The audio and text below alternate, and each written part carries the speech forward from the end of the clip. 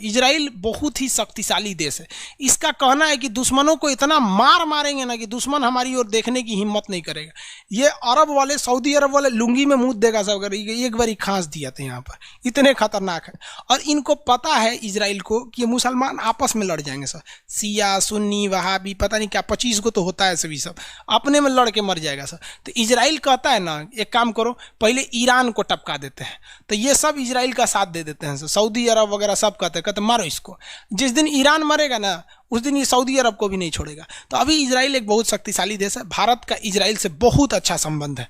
Benjamin Netanyahu यहाँ पे जो थे, इनका भारत से बहुत अच्छा संबंध है। अच्छा है भाई, हम लोग को अपने देश से मतलब है, बाकी मारो कटो लोग ससुरो, हमको क्या मतलब है। ये वाला देश है जॉर्डन। ये देश कौन सा है? जॉर्डन। जॉर्डन में राजतंत्र है। जॉर्डन की सीमा इजराइल से लगती है। एक बार जॉर्डन इजराइल में हमला हुआ, इजराइल ने इतना मार मारा जॉर्डन को कि आज तक जॉर्डन इजराइल से झगड़े नहीं करता है। एक बार इजराइल का सीमा फिलिस्तीन इससे लगता है सीरिया से, तो जॉर्डन ने इजराइल ने इतना भयानक मारा सीरिया से कि सीरिया वालों ने पैंटे में हग मुद दिया था सब। उसके बाद ही कभी लड़ाई नहीं लड़ा सर। एक बार लेबनान वाला ने हमला कर दिया इजराइल पे। इजराइल वाला लेबनान से घुसा घर में घुस मारा था। 2,000 लोग को ये मार दिया, मोहल्ला साफ कर दिया। तो लेबनान वाला भी नहीं लड़ता है सब। एक बार मिस्र वाला झगड़ा किया था, तो मिस्र वाला को इतना मारा कि मिस्र वाला भी भाग गया। डरे सऊदी अरब वाला पहन के लुंगी भाग गया, कहा हमसे नहीं लड़ेंगे हम यहाँ पे। भाई इनके में किसी की औकात नहीं है कि ये इजराइल से लड़ सकते हैं, लेकिन इनके अंदर गुस्सा और बीख इतना भयानक है कि अगर आप इनके सामने या इंडिया में किसी के सामने जो मुस्लिम लोग हैं, अगर आपने इजराइल की तारीफ कर दिया, आपसे झगड़ा हो जाएगा।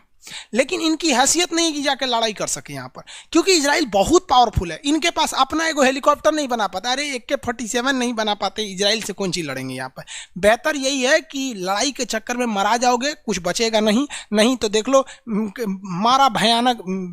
लेबनान मरिए गए, सीरिया चल गए, जॉर्डन चल गए, मिस्र चल गए, कोई फायदा नहीं लड़ उड़ के। मान लो कि भैया 70% पे इजराइल है, मान्यता दे दो, 30% पे आप उस पर रह जाओ। नहीं, अगर नहीं मानना है तो देखो भाई, 50% पर पहले इजराइल था और 50% पर फिलिस्तीन था। तो इन लोगों को लगा कि हम इजराइल को भगा देंगे, उसे थोड़ा मार के आज कर लिया, 70% पर कब्जा कर लिया। 70% इजराइल हो गया, 30% फिलिस्तीन हो गया है। तो अब ये लोग कहते हैं कि ना 50% सही है।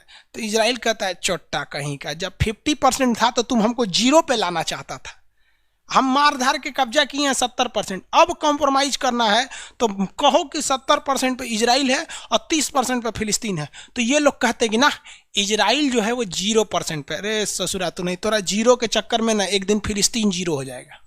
यहाँ पर उन लोग को कुछ आता जाता है नहीं, फिलिस्तीन वालों को। एक हो रॉकेट मारता है ऐसा हमास वाला, अरे भैया रॉकेट मारता है। दुनिया का सबसे खतरनाक मोसाद यहाँ की सीक्रेट एजेंसी है, ये सब बहुत खतरनाक होता है सर। US इजराइल से लड़ सकता है क्या? अमेरिका आराम से लड़ सकता है। इजराइल के पास सबसे बड़ी खराबी क्या है कि उसका एरिया छोटा है। अगर बहुत शक्तिशाली देश आके इसे चारों ओर से घेर लेंगे तो मार देंगे सब। ये देखिए, अमेरिका, ब्रिटेन, फ्रांस, रूस, चाइना, यही सब इस पे भारी पड़ेंगे। नहीं तो ये तो किसी को नहीं छोड़ेगा, एकदम भयानक है, किसी को नहीं छोड़ेगा। अब सोचिए ना, भारत को हथियार की जरूरत तो पड़ती है तो यहाँ से खरीदता है, इतना टेक्नोलॉजी इसके पास है। इजराइल एक ऐसा देश है जिसके 90 लाख लोग रहते हैं और हर लोगों को अपना, जब वो इंटरमीडिएट की पढ़ाई 10+2 खत्म करते हैं, 10+2 की पढ़ाई खत्म करते हैं, तो उन्हें 2 साल के लिए सेना में ट्रेनिंग लेनी पड़ती है। सेना का हर एक हिस्सा को ट्रेनिंग लेना पड़ता है। हम लोग जब 10+2 पास किए थे, मतलब पढ़ते थे, तो हम लोग NCC किए, NCC। और NCC में आर्मी अटैचमेंट का काम, हर तरह का बंदूक चला लेते हैं। आप कहिएगा ग्रेनेड फेंकने के लिए, फेंक देगा आदमी।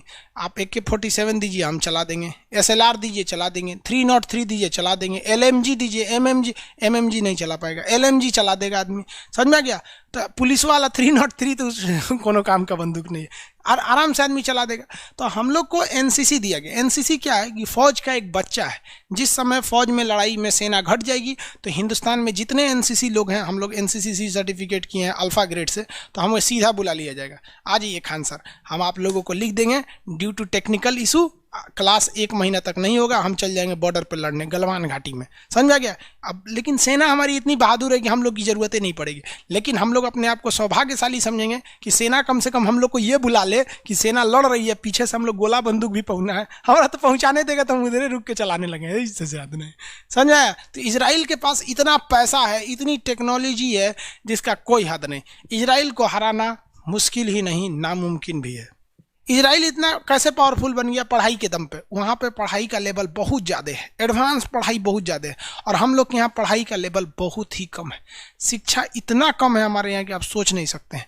अमेरिका वगैरह इस सब में शिक्षा बहुत आगे है, मतलब हर जगह शिक्षा आगे है। आप